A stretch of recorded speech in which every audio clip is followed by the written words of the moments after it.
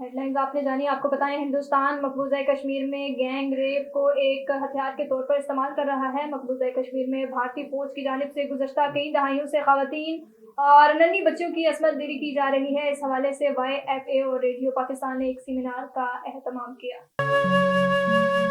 Seminar میں مقررین نے ہندوستان کی جانب سے مقبوضہ وادی میں کشمیریوں پر ہونے والے مظالم اور خواتین اور معصوم بچیوں پر تشدد اور ہراسگی، ریپ اور گینگ ریپ کے بارے میں کھل کر بات کی.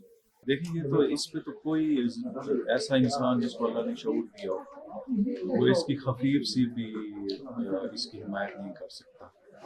اور اس پہ جتنی بھی آپ احتجاج کریں وہ کم ہوگا.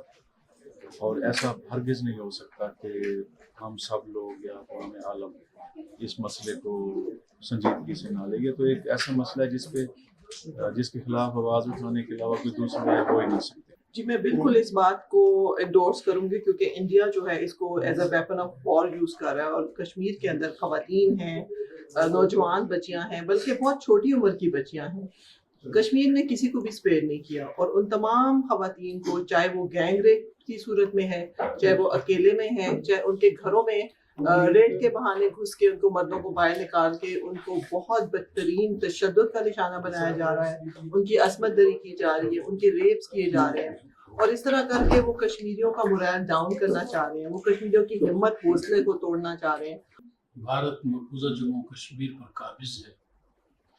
اپنے قبضے کو دوام بخشنے کے لیے اس کی جو حکمت عملی ہے اس میں وہ ملٹری مائٹ کو بھی استعمال کر رہا ہے، پولیٹیکل فراڈ کو بھی استعمال کر رہا ہے، اور ریپ کو ایک ایسے ہتھیار کے طور پر استعمال کر رہا ہے جس کے ذریعے وہ مجاہدین کی کمر ہمت کو توڑنا چاہتا ہے.